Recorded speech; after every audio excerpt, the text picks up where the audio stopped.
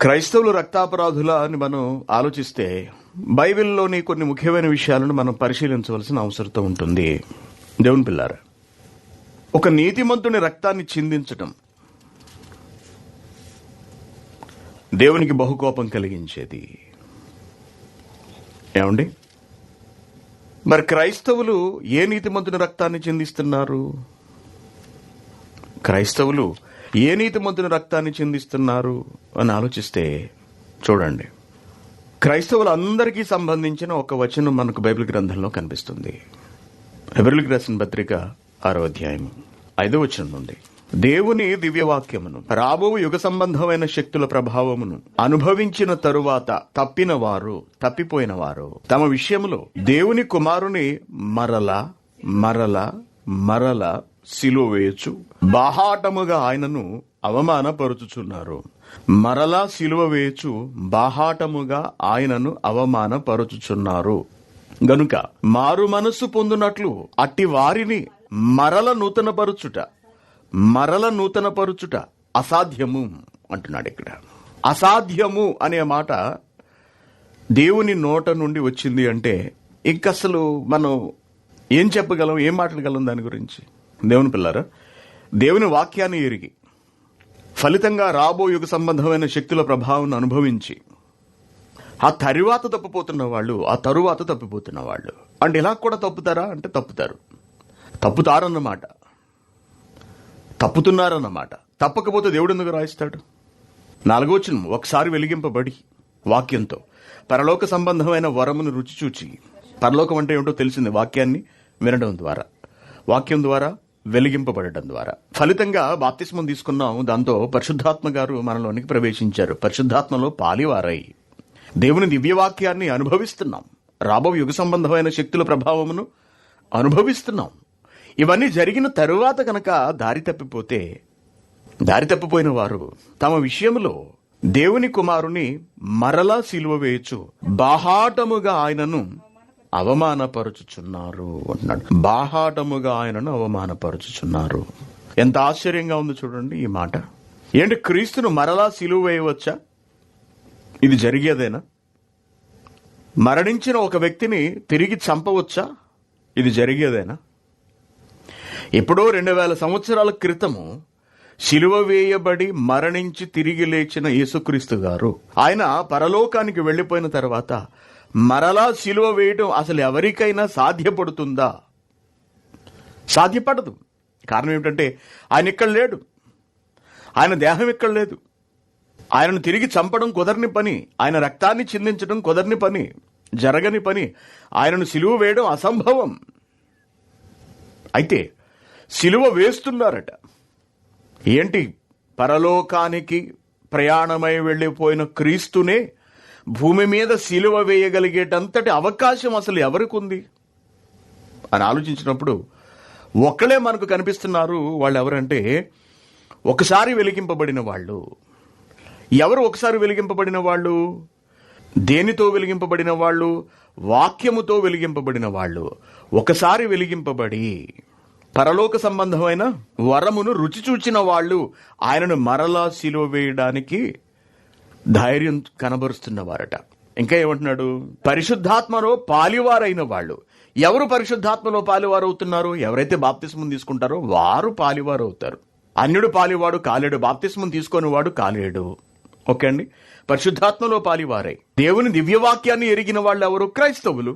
రాబో యుగ సంబంధమైన శక్తుల ప్రభావం అనుభవించిన వాళ్ళు ఎవరు? క్రైస్తవులు. వాళ్ళు క్రైస్తవులు క్రీస్తును సిలువ వేస్తున్నారట. ఎలా వేస్తున్నారట? వీటన్నిటినీ కూడా అనుభవించిన తరువాత తప్పడం ద్వారా సిలువ వేస్తున్నారట క్రీస్తుని. ఆశ్చర్యంగా లేదా అండి? దారుణంగా లేదా? సిలువ వేయటం అంటే ఏం జరుగుతుందండి? సిలువ వేయటం అంటే ఎలా? ఆయన లేడు కదా పట్టుకోవడానికి, ఆయన దేహం లేదు కదా పట్టి బంధించడానికి, సిలువెక్కించడానికి. ఇది ఎలా జరుగుతుంది అని మనం ఆలోచిస్తే ఆయన రక్తాన్ని చిందించటానికి ఆయన ఇక్కడ ఉండవలసిన అవసరత లేదు. ఆయన మరణించి వెళ్ళినప్పటికీ తన రక్తాన్ని నిరంతరము ఆయన భూమి మీద ఉన్న వారికి సరఫరా చేస్తూనే ఉన్నాడు. దాని ద్వారా ఆయన వారి పాపములను క్షమిస్తూనే కడుగుతూనే ఉన్నాడు. మనందరికీ తెలుసు, యేసుక్రీస్తు గారు ఎప్పుడో 2000 సంవత్సరాల క్రితం మరణించి వెళ్ళిపోతే, అప్పుడు మరణించిన ఆయన రక్తము ద్వారా ఇప్పుడు మనం ఎలా పరిశుద్ధులం కాగలుగుతున్నాం? బాప్తిస్మం తీసుకుంటే ఆ రక్తం మనకి ఎలా అన్వయించబడుతుంది అని చాలా మంది అనుకుంటూ ఉంటారు. దేవుని బిడ్డలారా, క్రీస్తు మరణంతో ఈ భూమి మీద రాబోతున్న మానవాళి పాపములను పరిహరించడానికి అవసరమైన రక్తాన్ని అంతటినీ చిందించాడండి. అనగా ఆయన ఒకేసారి త్యాగం చేసినటువంటి ఆ రక్తము, చిందింపబడిన ఆ రక్తము ఎన్ని కోట్ల మంది ప్రజల పాపాలనైనా సరే పరిహరించడానికి సరిపడినది, చాలినది. ఇప్పుడు ఆ రక్తం ఎవరి దగ్గర ఉంది? క్రైస్తవుల దగ్గర ఉంది. ఆ రక్తం ద్వారా వాళ్ళు పరిశుద్ధపరచబడ్డారు, రక్తం ద్వారా పవిత్రులయ్యారు. ఏమంటే చూడండి, 1 పేతురు 1వ అధ్యాయం 2వ వచనం చూడండి, 1-2 వచనాలు. యేసుక్రీస్తు అపోస్తలుడైన పేతురు తండ్రి అయిన దేవుని భవిష్యత్ జ్ఞానమును బట్టి ఆత్మ వలని పరిశుద్ధత పొందిన వారై విధేయులగుటకును యేసుక్రీస్తు రక్తము వలన ప్రోక్షింపబడుటకును ఏర్పరచబడిన వారికి. ప్రోక్షింపబడటం అంటే చిలకరించడము అనే అర్థం వస్తుంది. చిలకరించడము మీ అందరికీ తెలుసు. పాత నిబంధన కాలంలో ధర్మశాస్త్ర ప్రకారం పరిశుద్ధమైన వస్తువులన్నింటినీ కూడా పవిత్రపరచడానికి ఈ రక్తాన్ని చిలకరించేవారు, ప్రోక్షించేవారు, మనకు తెలుసు వాటి మీద. అలాగే క్రీస్తు ఏం చేశాడంటే, తనను నమ్మిన వాడి మీద ఆ రక్తాన్ని ప్రోక్షింపచేసి, అనగా చిలకరించి వారిని పవిత్రపరచటం అనే ఒక గొప్ప కార్యక్రమానికి ఆయన నాంది పలికాడు. అంటే ఆయన రక్తం ద్వారా పవిత్రపరచబడుతున్న వాళ్ళు ఎవరో కాదు, రక్త ప్రోక్షణకు ఏర్పరచబడిన వాళ్ళు ఎవరో కాదు, వాళ్లే క్రైస్తవులు. ఏమండి, హెబ్రీయులకు రాసిన పత్రిక 12వ అధ్యాయం 24వ వచనం చూడండి. క్రొత్త నిబంధనకు మధ్యవర్తి అయిన యేసునొద్దకును హేబెలు కంటే మరి శ్రేష్టముగా పలుకు ప్రోక్షణ రక్తమునకును మీరు వచ్చారు. ఏమంటున్నాడు? మళ్ళీ చదువమ్మా. క్రొత్త నిబంధనకు మధ్యవర్తి అయిన యేసునొద్దకును హేబెలు కంటే మరి శ్రేష్టముగా పలుకు ప్రోక్షణ రక్తమునకును మీరు వచ్చి ఉన్నారు, మీరు వచ్చారు. రక్త ప్రోక్షణ వలన మీరు వచ్చారు, రక్త ప్రోక్షణ పొందడానికి మీరు వచ్చారు అంటున్నాడు. అనగా క్రైస్తవ్యంలో ఏమున్నదంటే వారిని పవిత్రపరిచిన రక్తమున్నది. అర్థమైంది కదండి? ప్రతి క్రైస్తవుణ్ణి పవిత్రపరిచిన రక్తమున్నది. Very good. ఇప్పుడు ఈ రక్తాన్ని బట్టి క్రైస్తవులు ఏమన్నా అపరాధులా? అసలు మన అపరాధాలు తీయడానికి రక్తం అవసరమైంది. మన పాపాలు తీయడానికి క్రీస్తు రక్తం అవసరమైనప్పుడు ఆయన రక్తం వల్ల మన అపరాధులుగా తీర్చబడ్డం ఏమిటి? మనమేమీ ఆయన రక్తాన్ని అనవసరంగా చిందించట్లేదే, మనమేమీ ఆయన్ని చంపలేదే. ఎప్పుడో యూదులు చంపారు, వాళ్ళు ఆయన సిలువెక్కించారు. ఆయన రక్తాన్ని చిందించడానికి వాళ్ళు కారకులయ్యారు. ఆయన నీతిమంతుడు, నిరపరాధి.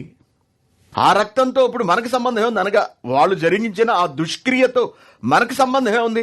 మనమేమీ ఆయన రక్తాన్ని చిందించట్లేదే, మనం చాలా భద్రంగా దానివల్ల రక్షింపబడ్డాము, దాన్ని మనం దాచుకున్నాము, మనలో ఉంచుకుంటున్నాము.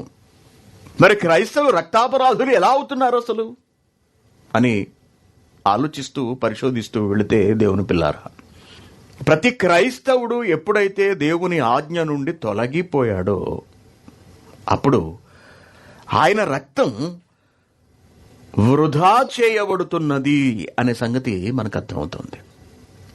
మనం గ్రహించాలి. ఎవరైతే క్రీస్తును ఎరిగిన తర్వాత, సమస్త జ్ఞానమును అభ్యసించిన తర్వాత, పరిశుద్ధాత్మలో పాలివారైన తర్వాత, ఆయన ఇచ్చినటువంటి పవిత్రమైన ఆజ్ఞల నుండి తొలగిపోతే వాళ్ళు క్రీస్తు రక్తమును వృధా చేసిన వాళ్ళు, కాలి కింద వేసి తొక్కిన వాళ్ళు అవుతారు అని వాక్యం సెలవిస్తుంది. క్రీస్తు ఇప్పుడు ఉండాల్సిన అవసరం లేదు మనం ఆయన్ను చంపటానికి. క్రీస్తు శరీరం మన మధ్యలో ఉండాల్సిన అవసరం లేదు మనం దాన్ని గాయపరిచి దానిలోని రక్తాన్ని బయటకు తీయటానికి.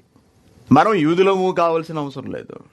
మనం క్రైస్తవులముగా బ్రతుకుతూనే ఆయన మనస్సును మనం అర్థం చేసుకోక, దాని గురించి ఆలోచించగా, పట్టించుకోక, మనకు నచ్చినట్టుగా మనం బ్రతుకుతున్నప్పుడు మన ఇష్టానుసారమైన జీవితాన్ని మనం గడుపుతూ ఆయన ఇచ్చిన ప్రతి ఆజ్ఞను మనం అతిక్రమించుకుంటూ వెళితే కనుక ఆయన మన కొరకు సిలువలో కార్చిన ప్రతి రక్తపు చుక్క కూడా అది మనచే వ్యర్థపరచబడుతుంది, దుర్వినియోగపరచబడుతుంది అని మనం తెలుసుకోవాలి. కారణం ఏమిటంటే ఏ పాపాన్నైతే పోగొట్టడానికి ఆయన తన రక్తాన్ని చిందించాడో దాని ద్వారా మన పాపములు మనం ఎలా అయితే కడుక్కున్నామో, తిరిగి అవే పాపములలోనికి మనం వెళ్ళినప్పుడు ఆయన చిందించిన ఆ రక్తము, అనగా మన పాప ప్రక్షాళన కొరకు చిందించిన ఆ రక్తము మనం తిరిగి పాపంలో అడుగు పెట్టేటప్పటికి అది వ్యర్థమైపోదా చెప్పండి? ఆలోచించండి. మీరు ప్రతి ఒక్కరు ఆలోచించండి. ఒక వ్యక్తి మద్యం బాగా సేవించి తన లివర్ను పాడు చేసుకున్నాడు. తల్లో తండ్రో ఏం చేశారంటే తమకున్నటువంటి లివర్ని ఇచ్చారు, సగం కత్తిరించి లివర్ని అతికించారు. దానివల్ల తిరిగి లివర్ డెవలప్ అవుతుంది, అతడు బాగుపడతాడు, మా కొడుకు మా కళ్ళ ముందు ఉంటాడు అనే ఉద్దేశంతో లివర్ దానం చేశారు. అయితే వాడు బాగుపడిన తర్వాత కొంతకాలం బాగానే ఉండి తిరిగి మళ్ళీ మద్యం జోలికి వెళుతున్నాడు. అతడిలో ఉన్న లివర్ ఏమిటి, అప్పటికే సగం పాడైపోయింది. దాన్ని తీసేశారు, కొత్త లివర్ని అతికించారు. ఇప్పుడు సగం మాత్రమే ఉన్నది అతడిలో. సగం లివర్తో తండ్రి బ్రతుకుతున్నాడు. అతని ప్రాణానికి ఏ క్షణంలోనైనా సరే ఆపద వాటిల్లొచ్చు.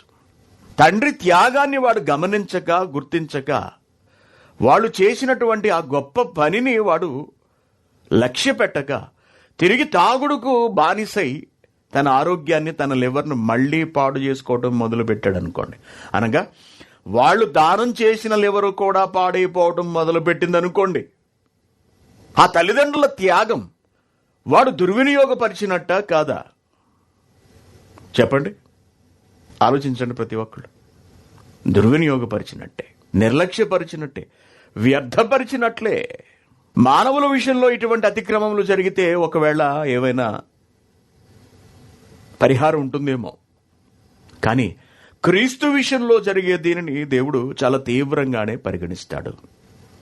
కారణం ఏంటంటేనండి, ప్రవక్తలు నీతిమంతుల రక్తాన్ని ఒలికిస్తేనే సహించని దేవుడు తన కుమారుని రక్తాన్ని వాళ్ళు కావాలని తీసుకుని ఆ రక్తం వల్ల తాము పవిత్రపరచబడి దాన్ని నిలుపుకోక తిరిగి మళ్ళీ పాపంలోకి అడుగు పెడితే, పాపంలోకి వెళ్ళిపోతే దాన్ని అంతటినీ వ్యర్థపరిచినట్టు కాదా? మరి ఇటువంటి పాపాన్ని దేవుడు చూస్తూ సహిస్తాడా? అపరాధులుగా తీర్చడు అటువంటి వాళ్లను. ఏ అపరాధులు? మామూలు అపరాధులు కాదు. మామూలు అపరాధం అయితే పర్వాలేదు, రక్తాపరాధం అది. మామూలు మానవుల రక్తాపరాధం కాదది. సాక్షాత్తు క్రీస్తు, నీతిమంతుడు, దేవుని కుమారుడైన క్రీస్తు రక్త విషయంలో జరుగుతున్నటువంటి నిర్లక్ష్యం అది. ఎందుకంటే అందరి మానవుల వంటి రక్తము కాదు క్రీస్తు రక్తము. చూడండి, పేతురు పత్రికలో ఉంటుంది కదా సవివరంగా. పేతురు పత్రిక 1వ అధ్యాయము 19వ వచనం. మొదటి పత్రిక, అమూల్యమైన రక్తము చేత, అనగా వెలకట్టలేని రక్తము, అమూల్యమైన రక్తము. ఏమండి, అమూల్యమైన రక్తం దొరుకుతుందా అండి? ఎక్కడైనా దొరుకుతుంది. మన వాళ్ళకి ఎవరికైనా బాగాలేదనుకోండి, మనం బ్లడ్ ఇస్తాం, డబ్బులేమో తీసుకోమను. అదే బ్లడ్ బ్యాంకులో తీసుకుంటే దానికి డబ్బు చెల్లించాలి, వెల కట్టాలి, మూల్యాన్ని చెల్లించాలి. అయితే క్రీస్తు రక్తం అట అమూల్యమైనది అంటున్నాడు. అంత పెద్ద పదాన్ని ఆయన ఎందుకు ప్రయోగించాడని చూస్తే తర్వాత చెప్తున్నాడు. అంటే ఏంటో తెలుసా? అమూల్యం అంటే ఏమిటో తెలుసా? రక్తాన్ని ప్రతి ఒక్కడూ ఇచ్చేస్తాడు, కానీ ఆ రక్తంలో ఏముండాలో తెలుసా? నిర్దోషత్వం ఉండాలి. రక్తంలో దోషం ఉండకూడదు అన్నాడు. అంటే రక్తంలో కూడా దోషం ఉంటుందా? ఉంటుంది. నువ్వు పాపం చేస్తే నీ రక్తమంతా పాపంతో నిండి ఉంటుంది. అనగా నీ పాప శరీరంలో ఉన్న ప్రతి అవయవము కూడా పాప భరితమైపోతుంది పాపం చేయడం వల్ల. గమనించండి. కానీ క్రీస్తు పాపిగా కాక ఆయన ఎలా బ్రతికాడు? నిర్దోషిగా బ్రతికాడు. కాబట్టి ఆయనలో ఉన్నటువంటి రక్తము మనందరి రక్తం వలె పాపభూయిష్టమైనది కాదు, పాపముతో నిండినది కాదు, అది నిర్దోషమైనది, దోషము లేనిది అంటున్నాడు. అది నిర్దోషమైనది. ప్రతి ఒక్కడి పాపంలోనూ దోషం ఉంది. దోషం ఎలా వస్తుంది? పాపం చేయటం వల్ల వస్తుంది. పాపం చేసిన వాడు పాపి. ఏ దేహంతో పాపం చేశాడో అది పాప శరీరం. ఆ ప్రాణానికి, ఆ దేహానికి ప్రాణం ఆధారమైనటువంటి రక్తము పాపముతో నిండినది. ఆలోచించండి. అందుకే ఆయన పవిత్రంగా బ్రతికాడు, పరిశుద్ధుడిగా బ్రతికాడు. కాబట్టి ఆయన రక్తము నిర్దోషమైనది, నిష్కళంకమైనది, కళంకము లేదట. ఎంత బాగుందో చూడండి. ఈ లక్షణాలన్నీ కూడా దేవునికి బలివ్వబోయే జీవికి ఉండవలసినటువంటి గొప్ప లక్షణాలు. పాత నిబంధన కాలంలో మనం చూస్తాం.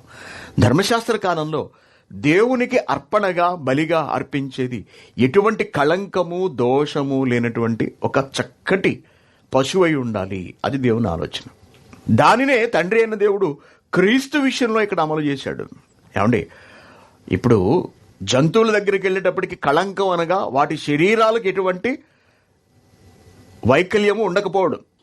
కానీ ఇక్కడికి వచ్చేటప్పటికి, కొత్త నిబంధనకి, క్రీస్తు దగ్గరకు వచ్చేటప్పటికి నిష్కళంకము అనగా, నిర్దోషత్వం అనగా శరీర వైకల్యం గురించి కాదు ఇక్కడ మాట్లాడుతుంటా దేవుడు. నీ హృదయ వైకల్యం ఉండకూడదు, నీ ఆత్మలో వైకల్యం ఉండకూడదు అనగా నీ ప్రవర్తన బాగుండాలి అంటున్నాడు. నీ చూపులో చెడు ఉండకూడదు, నీ మాటలో చెడు ఉండకూడదు, నీ తలంపులలో చెడు ఉండకూడదు, నీ క్రియలలో చెడు ఉండకూడదు. ఎవడు అటువంటి వాడు ఈ ప్రపంచంలో నా బిడ్డలను రక్షించడానికి అని ఎదురు చూస్తే భూమి మీద ఒక్కడు లేడు, మనందరికీ తెలుసు. కాబట్టి ఆయన ప్రత్యేకంగా క్రీస్తుని పంపించి, పాప శరీరాకారంతో ఆయన్ని పంపించి, పాపం అంటుకోనివ్వకుండా ఆయన ఉండేంత వరకు చూసి, పాపం అంటుకోనివ్వకుండా క్రీస్తు బ్రతికారు. పాపం జోలికి వెళ్లకుండా ఆయన బ్రతికారు. అనేక శోధనలను ఆయన ఎదుర్కొన్నారు. బలహీన పరిస్థితులను ఆయన అధిగమించాడు. పాపపు ఆలోచన కానీ, పాపపు తలంపు కానీ, లేకపోతే పాపపు చూపు కానీ, పాపక్రియ కానీ ఆయనలో కనబడలేదు ఎక్కడా కూడా. అందుకే ఆయన రక్తము నిర్దోషమైనది, నిష్కళంకమైనది, గొర్రెపిల్ల వంటి. క్రీస్తు రక్తము గొర్రెపిల్ల వంటి అంటే అమాయకుడు, నిష్కల్మషుడు, పవిత్రుడు, పరిశుద్ధుడు. ఎటువంటి వాడు? గొర్రెపిల్ల వంటి వాడు. అంటే అంత విధేయత కలిగినటువంటి స్వభావాన్ని కలిగిన వాడైనటువంటి క్రీస్తు రక్తము అంటున్నాడు. క్రీస్తు రక్తము చేత విమోచింపబడితిరని మీరెరుగరా. ఎంత ప్రాముఖ్యత ఉన్నదో క్రీస్తు రక్తానికి ఇప్పుడు మీరు ఆలోచించండి. ఎంత ప్రాముఖ్యత ఉంది. కాబట్టి ఆ క్రీస్తు రక్తం మనలో ఉండడం అవసరం, మనతో ఉండడం అవసరం. క్రీస్తు రక్తం ద్వారా మనం పాపాలని కడిగేసుకున్నాం, స్నానం చేశామనుకుందాం. మన హృదయంలో మలినం ఉంది, మన చూపులో మలినం ఉంది, మన మాటలో పాపం ఉంది. వీటన్నిటినీ కూడా శుభ్రపరచాలి, పరిశుభ్రపరచాలి అంటే రక్తం అవసరం, క్రీస్తు రక్తం అవసరం. కాబట్టి అది మన మీద పడి బాప్తిస్మం ద్వారా మన హృదయంలోకి వెళ్ళి, హృదయంలో ఉన్న సమస్త కపటాన్ని అది ప్రక్షాళన చేసేసి మన పాపాలన్నిటిని అలా దిగదుడు చేసిందంటే అక్కడతో మనం పవిత్రమైపోయాం. ఈ కార్యక్రమాన్ని అంతటినీ జరిగించింది క్రీస్తు రక్తం. ఓకేనా అండి? ఇప్పుడు ఆ క్రీస్తు రక్తం మనలో నిండి ఉన్నది అని మనం అనుకుందాం. మనలో క్రీస్తు రక్తం ఉంది, అది మనల్ని పవిత్రపరుస్తూ ఉంటుంది. అది నిండుగా ఉండగా మన జీవితం చాలా బాగుంటుంది. Very good. ఇప్పుడు మనలోకి ఒక పాపం రావడానికి సిద్ధంగా ఉంది. కానీ ఈ శరీరం క్రీస్తు రక్తంతో ఫుల్గా ఉంది, ఖాళీ లేదు. ఇప్పుడు ఆ పాపం రావాలి అంటే ఒక బిందెలో నీళ్లు నిండుగా ఉన్నాయండి. నిండుగా ఉన్న వాటి మీద మరలా మనం నీళ్లు పోయగలమా? దానిలో మళ్ళీ నీళ్లు పోయగలమా? పోయలేము. కారణం ఏమిటి? పోస్తే అవి ఒలికిపోతాయి. నీళ్లు పోస్తే ఒలికిపోతాయి. మరి ఇప్పుడు నీళ్లు పొయ్యాలి అంటే ఉన్న నీటిని కాసిని వంపేయాలి. ఆలోచించండి. పాపం ఎదురు చూస్తోంది మన కొరకు. అయితే పాపమునకు మనం ఎక్కడా అవకాశం ఇవ్వటం లేదు. కారణం ఏంటంటే క్రీస్తు రక్తము వాక్యమై చాలా రకాలుగా మనలో నిండిపోయి ఉన్నది. ఇప్పుడు పాపము వాకిట పొంచి ఉంది. అది మనలోకి వచ్చి మన కంటిని దెబ్బ కొట్టాలి అంటే మన కంటి విషయంలో మనకు జాగ్రత్త చెబుతున్నటువంటి క్రీస్తు రక్తము కొంతమేర మనలో నుండి ఒలికిపోవాలి కిందకి. ఎందుకంటే బాప్తిస్మం ద్వారా క్రీస్తు రక్తాన్ని మన మీద ప్రోక్షింప చేసుకుని మనం మన కంటిలో ఉన్నటువంటి పాపాన్ని తొలగింప చేసుకున్నాం. Very good. ఇప్పుడు మళ్ళీ కంటిలోకి పాపం వచ్చి చేరిందంటే అక్కడ ఉన్నటువంటి క్రీస్తు రక్తాన్ని మనం వంచేసుకున్నాం, తీసివేశాము అని అర్థం. ఇప్పుడు మనల్ని రక్షించడానికి ఉపయోగపడినటువంటి రక్తం తిరిగి మనం పాపాన్ని చూడటం ద్వారా ఏం చేసింది? ఆ రక్తం నేల ఒలికింది, వ్యర్థమైంది. క్రీస్తు రక్తాన్ని ఒలికించింది ఎవరు? యూదులు. వాళ్లే కాదు, ఇప్పుడు మనం ఏం చేస్తున్నాము? వాళ్ళు తెలియక ఒలికించారు. తెలుసుకున్న క్రైస్తవుడు ఏం చేస్తున్నాడు? పాపములు తిరిగి చేయడం ద్వారా మరలా చేయడం ద్వారా ఆ రక్తాన్ని ఒలికిస్తున్నాడు, నేలపాలు చేస్తున్నాడు. ఇప్పుడు మరొక పాపం, వ్యభిచారం చేయాలనుకుంటున్నాం. మైండ్ ఎక్కడా కుదురలేదు, శరీరం కంట్రోల్లో ఉండట్లేదు. వ్యభిచారం చేసేయాలని తాపత్రయం రోజు రోజుకి పెరిగిపోతుంది. నువ్వు చేసిన వ్యభిచార కార్యకలాపాలన్నిటినీ కూడా పరిహరించడానికి, అనగా తత్ఫలితంగా వచ్చేటటువంటి శిక్షను పరిహరించడానికి క్రీస్తు ఎంత రక్తాన్నైతే నీ కొరకు చిందించాడో అది నీలో ఉంది. నువ్వెప్పుడైతే వ్యభిచారాన్ని చేసేయాలి అనుకుని నిర్ణయించుకుని అడుగు వేసేసావో, ఆ వ్యభిచార సంబంధమైనటువంటి పాపం నీలోకి ప్రవేశించడానికి కొంత క్రీస్తు రక్తం నీలో నుండి తొలగిపోవాలి, లేకపోతే దానికి చోటు ఉండదు. ఇలా క్రైస్తవులు ఒకసారి వెలిగింపబడి పరలోక సంబంధమైన వరమును రుచి చూచి పరిశుద్ధాత్మలో పాలివారై దేవుని దివ్యవాక్యమును రాబోవు యుగ సంబంధమైన శక్తుల ప్రభావమును అనుభవించిన తరువాత తప్పుతూ వెళుతూ ఉంటే క్రీస్తు మన కొరకు ధారపోసిన రక్తం కొద్ది కొద్దిగా నేలపాలైపోతూ ఉంటుంది. చివరకు ఆయన నీ కొరకు చిందించిన రక్తం అంతా కూడా వ్యర్థమైపోతుంది.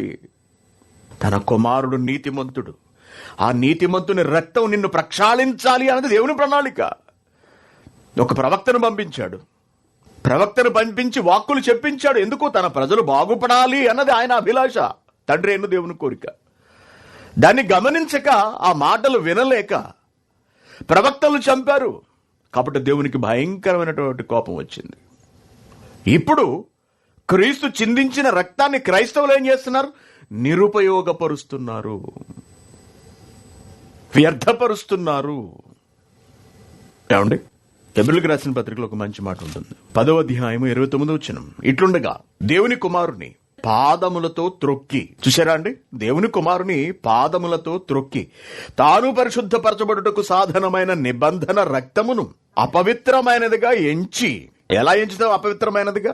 ఎప్పుడైతే మనం తిరిగి పాప కార్యకలాపాలలో అడుగు పెట్టామో పవిత్రమైన ఆయన రక్తాన్ని మనం ఎలా ఎంచినట్టు అయిపోతుందట? అపవిత్రమైనదిగా ఎంచినట్టు అయిపోతుంది అంటున్నాడు. ఎంత విడ్డూరంగా ఉన్నదో చూడండి. ప్యాషన్ ఆఫ్ క్రైస్ట్ అనే సినిమా చూసినప్పుడు యేసుక్రీస్తు గారిని వాళ్ళు కొడుతూ ఉంటే, హింసిస్తూ ఉంటే, సిలువ వేస్తుంటే మనకు కోపం కట్టలు తెంచుకొచ్చేస్తుంది బాధతో పాటు. ఆ యూదులు ఎంత దుర్మార్గులు అని మనం అనుకుంటుంటాం. ఇప్పుడు దుర్మార్గులు ఎవరంటే, ఆయనను వాళ్ళు ఒక్కసారే చంపారు, ఒక్కసారే సిలువ వేశారు, ఒక్కసారి ఆయన రక్తాన్ని ఒలిగించారు. కానీ క్రైస్తవులమైన మనము పాపం చేస్తున్న ప్రతిసారి ఆయన రక్తాన్ని మనం ఏం చేస్తున్నాం? అపవిత్రపరుస్తున్నాం. ఇట్లుండగా దేవుని కుమారుని పాదములతో త్రొక్కంట, పాదాలతో తొక్కేస్తున్నాం అంట. ఎవరు? యేసుక్రీస్తునే. ఎవరు రోడ్డు అని నడిచి వెళ్తున్నాం, సిలువ కనపడింది అనుకోండి, రోడ్డు మీద చిన్న సిలువ, ఎవరు మెళ్ళదో తెగి పడిపోయింది, తొక్కుకుండా వెళ్ళిపోతామండి? ఎప్పుడైనా జరిగిందా అటువంటిది? లేకపోతే నడిచి వెళుతున్నప్పుడు యేసుక్రీస్తు గారి ఫోటో లాంటిది ఏదో బొమ్మ చిన్న కింద పడిపోయి ఉన్నది, ఏ కీ చైన్గా ఉన్నదో కింద పడింది అనుకోండి, అది మన కళ్ళబడిన వెంటనే ఆ గాడిద కూడా అని చెప్పి తొక్కుకుంటూ వెళ్ళిపోతామా? వెళ్ళం. చాలా జాగ్రత్తగా దాన్ని మన చేతిలోకి తీసుకుంటాం. అరే ఎవరో పడేసుకున్నారు అనుకుంటాం. అంతవరకు ఎందుకంటే బైబిల్ చేతిలోంచి బైబిల్ జారి కింద పడిపోయింది అనుకోండి, కంగారు పడిపోతాం, అమ్మ బాబాయ్ బైబిల్ పడిపోయింది అని చెప్పి తీసి గబగబ దులిపేసి కాళ్ళకి అద్దుకుంటాం. అటువంటి మనం అంత ఓవర్ యాక్షన్ చేసేసే, ఇటువంటి విషయాల్లో ఓవర్ యాక్షన్ చేసే మనం ఏమండి క్రీస్తు రక్తాన్ని అపవిత్రమైనదిగా ఎంచుతూ ఆయనను కాళ్లతో తొక్కుతున్నామంట.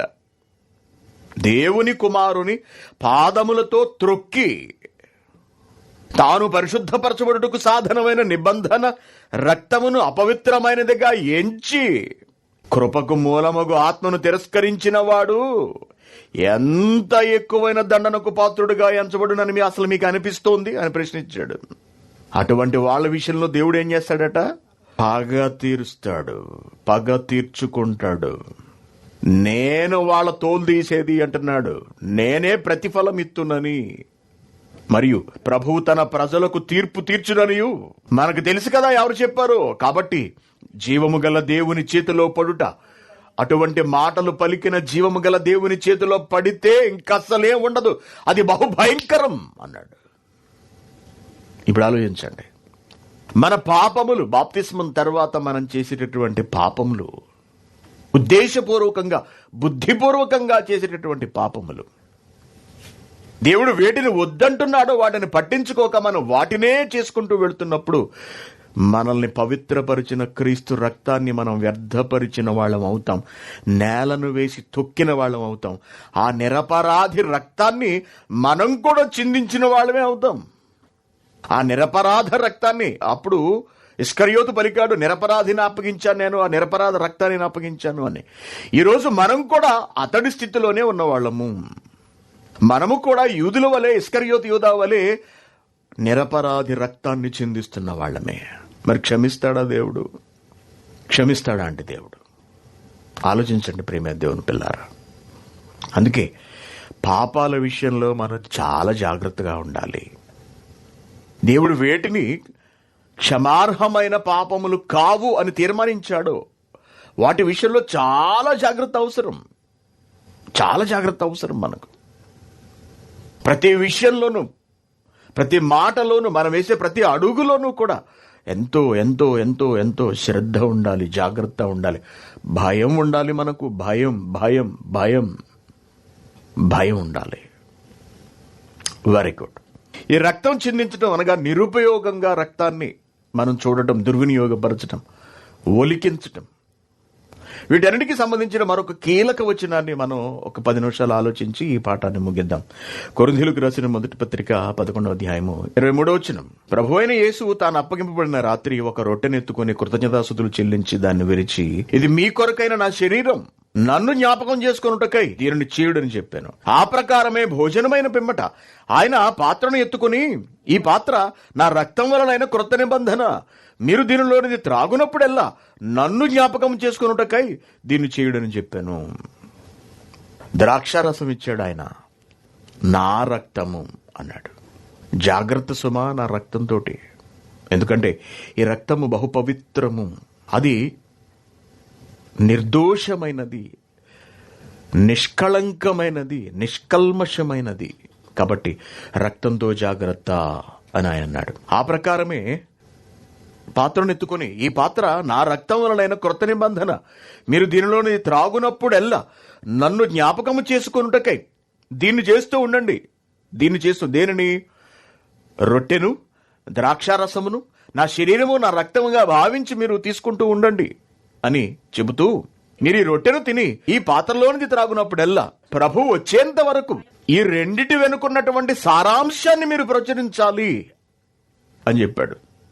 రక్తాన్ని కార్చడము, శరీరాన్ని అర్పించడము వెనుకున్నటువంటి సారాంశాన్ని మీరు ఆలోచించాలి అని ఆయన పౌలు గారు అక్కడ నొక్కి చెబుతున్నాడు. తర్వాత ఏమంటున్నాడు?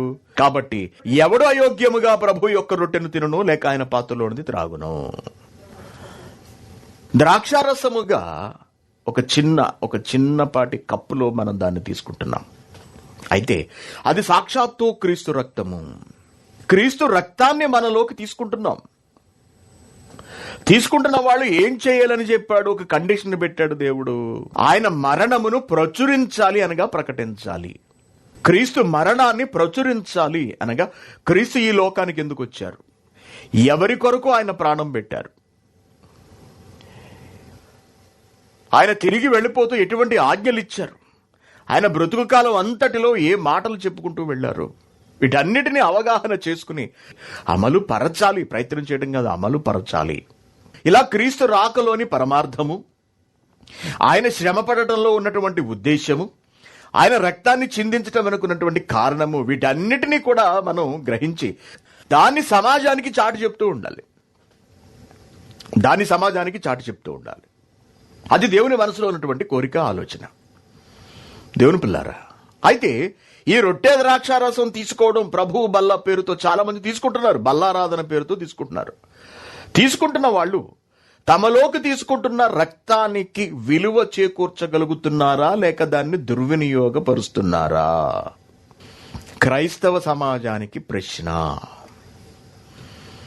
రొట్టె ద్రాక్షారసం ప్రతివారం క్రమం తప్పకుండా తీసుకుంటున్న వాళ్ళు, దానిని తీసుకుంటున్నప్పుడు ప్రభువుని జ్ఞాపకం చేసుకుని కన్నీళ్లు పెడుతున్న వాళ్ళు, దేవుడిచ్చిన ఆజ్ఞను తమ బ్రతుకు కాలంలో పాటించగలుగుతున్నారా? ఆయన మరణమును ప్రచురిస్తున్నారా? ప్రచురించకపోతే నువ్వు తీసుకుంటున్న ద్రాక్షారసం ఏమవుతుందో తెలుసా? వ్యర్థమవుతుంది అంటున్నాడు. ఏడు తన కుమారుని రక్తాన్ని నీకిస్తున్నాడు. దేవుడు తన కుమారుని రక్తాన్ని రూపం మార్చి నువ్వు తాగడానికి వీలుగా దానిని మలచి, తాగడానికి అనుగుణమైనటువంటి ద్రాక్ష రసముగా, ఒక పండ్ల రసముగా దానిని మార్చి దానిలోని సారాంశాన్ని గ్రహిస్తూ తీసుకోమన్నాడు. అక్కడ మనం చూడవలసింది ద్రాక్షారసాన్ని కాదు, సాక్షాత్తు క్రీస్తు రక్తాన్ని.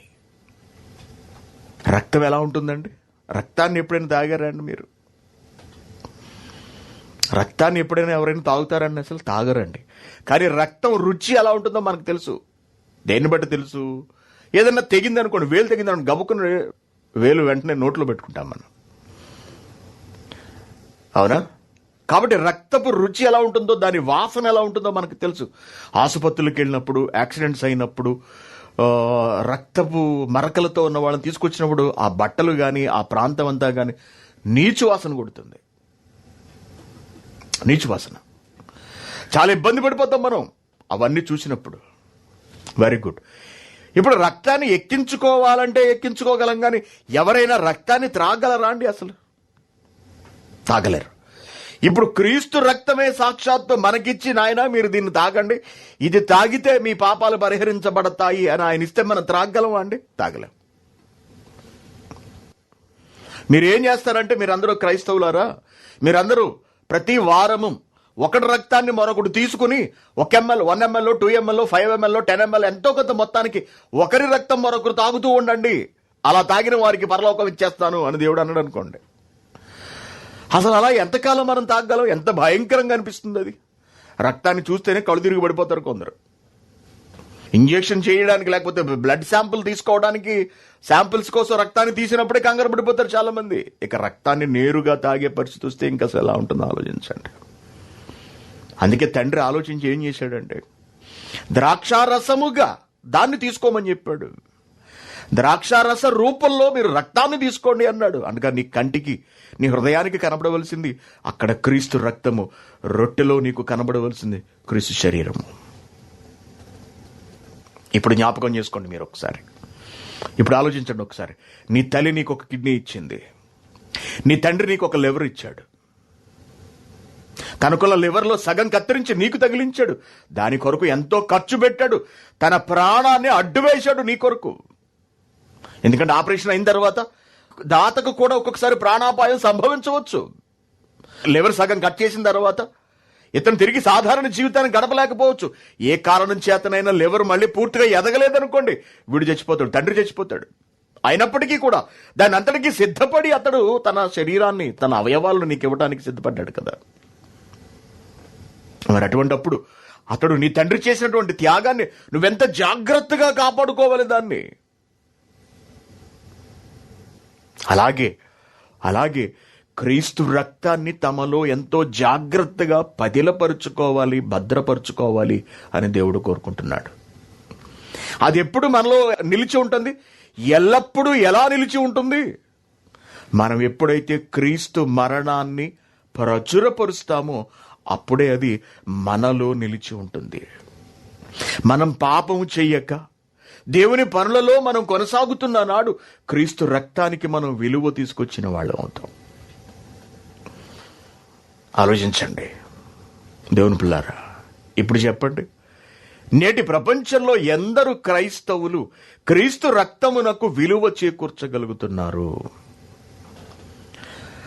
రొట్టె తీసుకుంటున్న వాళ్ళలో, క్రీస్తు రక్తాన్ని ద్రాక్షారసంగా సేవిస్తున్న వాళ్ళలో ఎంతమంది దేవుడిచ్చిన ఆజ్ఞను నెరవేర్చగలుగుతున్నారు?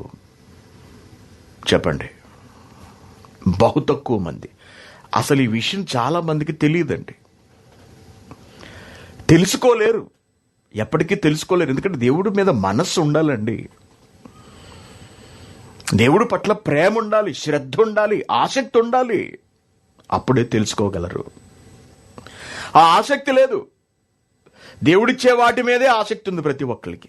దేవుడిచ్చే దీవెనలు కావాలి, దేవుడిచ్చే ఆశీర్వాదాలు కావాలి, దేవుడిచ్చే ఇళ్ళు కావాలి, దేవుడు రోగాలన్నీ తీసేయాలి, వాటి మీదే దృష్టి.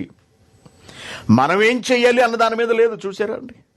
అటువంటప్పుడు నీలోకి ప్రవేశిస్తున్న క్రీస్తు రక్తము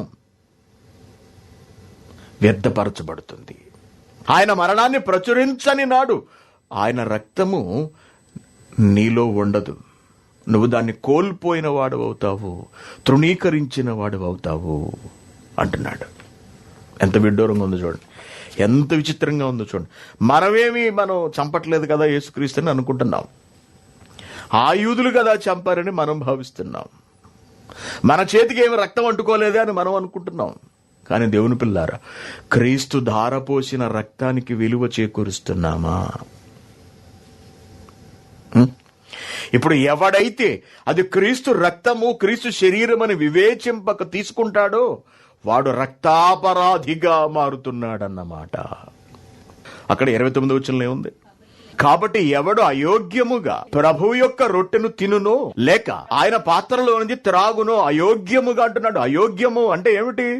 వీడు తీసేసుకుంటున్నాడు, ఎప్పుడూ తీసుకుంటూనే ఉంటున్నాడు, ఎప్పుడూ క్రీస్తు రక్తాన్ని తనలో నింపుకునే ప్రయత్నం చేస్తున్నాడు. కానీ దానికి తగిన పని వాడు చేయట్లేదు.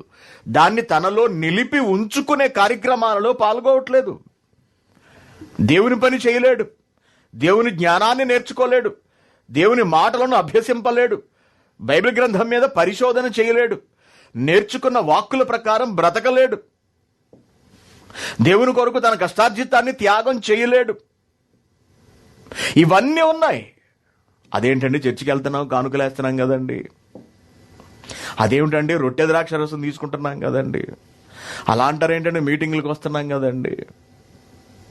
అంతే, అక్కడతో నిలిచిపోయింది క్రైస్తవ భక్తుడి జీవితం. అది సరిపోదు దేవుడికి. అర్థమవుతుందా అండి? మనకున్నటువంటి అర్హతలు పరలోకానికి సరిపోతాయా సరిపోవా అని మనం పరిశీలించుకుంటూ ఉండాలి. మన ఆత్మీయత ఎలా ఉన్నది, మన ఆధ్యాత్మిక జీవితం ఎలా ఉన్నది, మన పరిశుద్ధత ఎలా ఉన్నది, మన ఆశలు ఏ స్థాయిలో ఉన్నాయి, మన బ్రతుకు ఏ స్థాయిలో ఉన్నది, పరలోకానికి చేరుకోగలిగేటట్టున్నదా లేక సరిపోదా ఈ క్వాలిఫికేషన్? ఏమండి, టీచరు పోస్టుకి వెళ్ళాలి అంటే దానికి కొంత క్వాలిఫికేషన్ ఉండాలి. ఓకేనా అండి? కనీసం ఇంటర్మీడియట్ లేదా 10th తర్వాత ఇంటర్ తర్వాత టీటీసీ అని ఒకటి ఉంటుంది, అదన్నా చదివి ఉండాలి, లేదా బిఈడి చేసి ఉండాలి.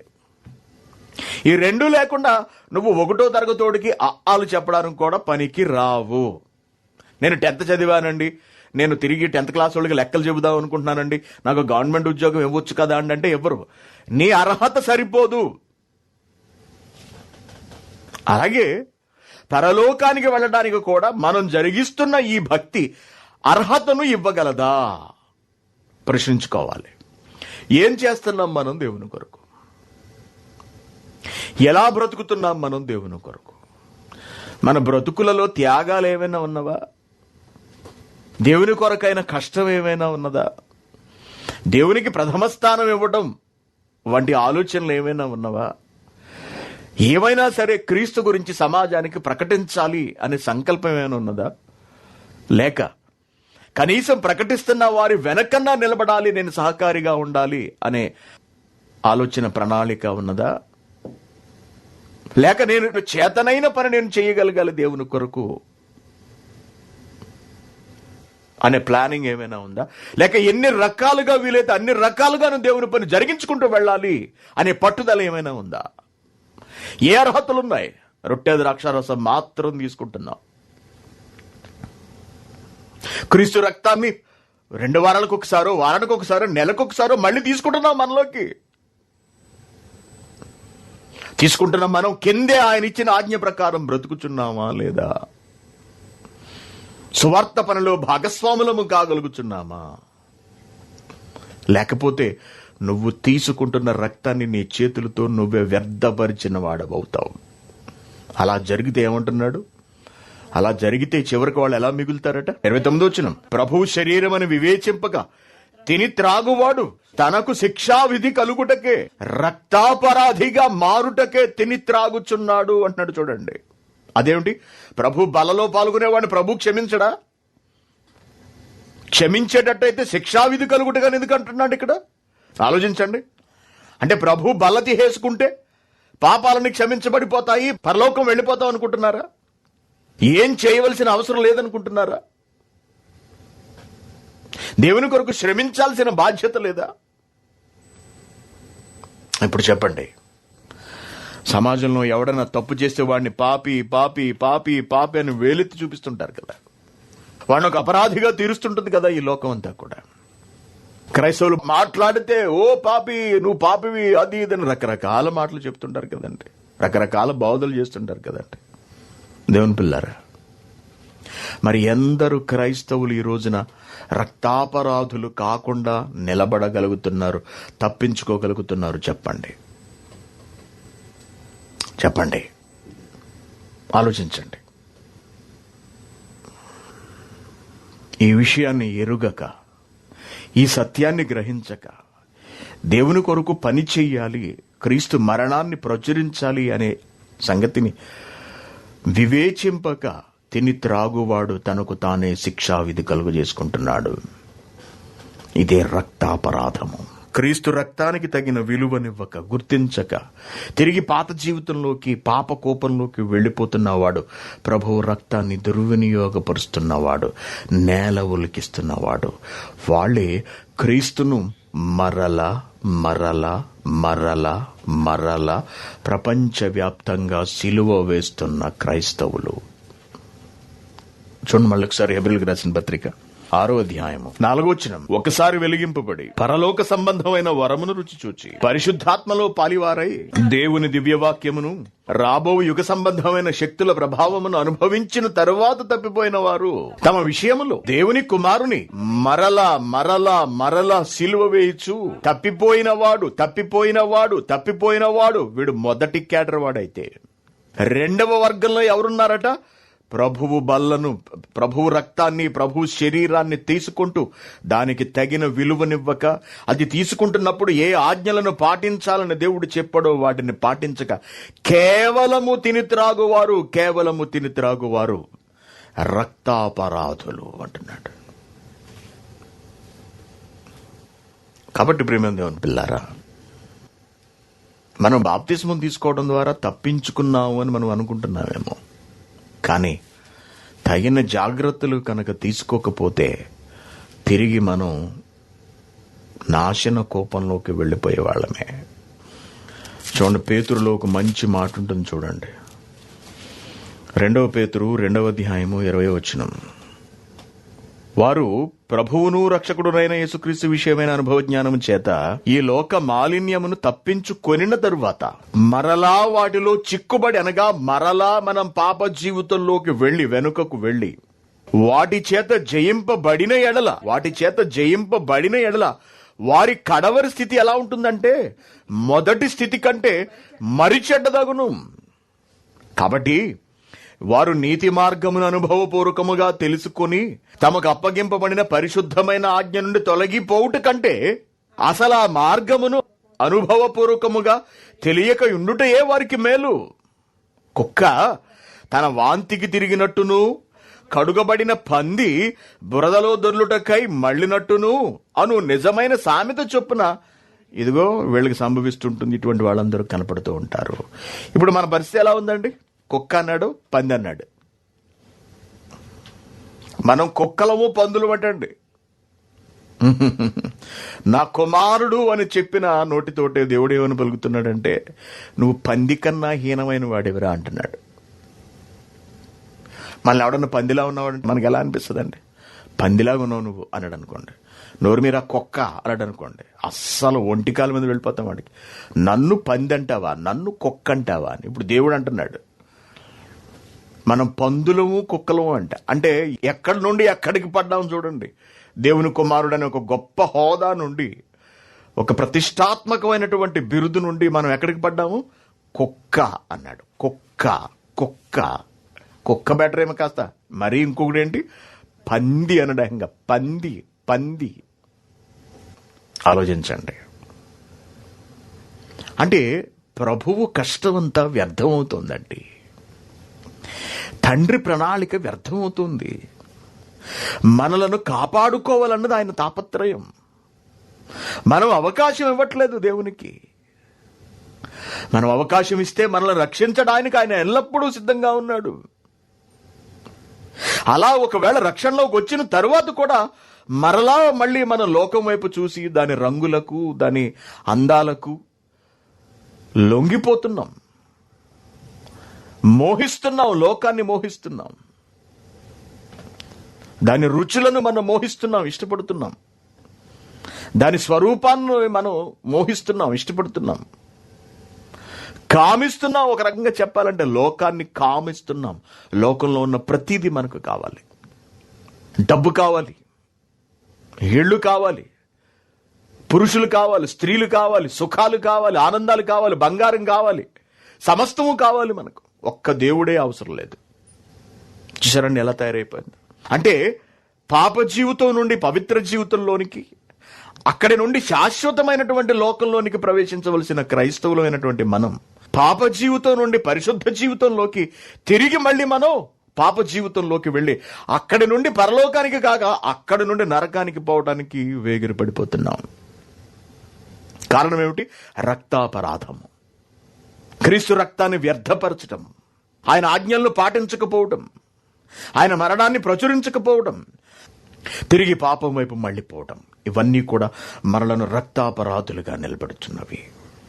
కాబట్టి ప్రేమ దేవుని పిల్లారా, మనం జాగ్రత్త పడాలి. మనం వీటిని విడిచిపెట్టేయాలి. క్షమించమని తండ్రిని వేడుకోవాలి. జాలిపడమని బ్రతిమలాడాలి. అది మనం బ్రతికుండగానే జరగాలి. అది ఇవ్వేళ్లే జరగాలి. ఎందుకంటే రేపటికి ఉంటామో ఉండవో తెలీదు. రేపటికి మన పరిస్థితి అగమ్య గోచరం అయిపోతుంది. హాస్పిటల్ తీసుకెళ్తారు, బానే ఉందని చెబుతాం, మన వాళ్ళకి ఫోన్ చేసి మాట్లాడుతాం, బానే ఉందండి, బానే ఉంది. సడన్ గా రాత్రికి ఊపిరి అందదు, ఆక్సిజన్ పెడతారు, ఆక్సిజన్ సరిపోదు, వెంటిలేటర్ అంటారు, వెంటిలేటర్ కూడా ఏం చేయలేకపోతుంది. కాసేపటికి బ్లడ్ లో ఇన్ఫెక్షన్ వచ్చింది అంటారు, కొన్ని రోజులకి. నువ్వు గుండె ధైర్యం చేసుకో అంటాడు డాక్టర్. కష్టమేక అంటాడు. ఇక మంచం మీద పడుకుని మనం ఏం చేయగలం? ప్రభువు త్యాగాన్ని గురించి ప్రకటించగలమా? మంచం ఎక్కిన తర్వాత, వెంటిలేటర్ పెట్టిన తర్వాత,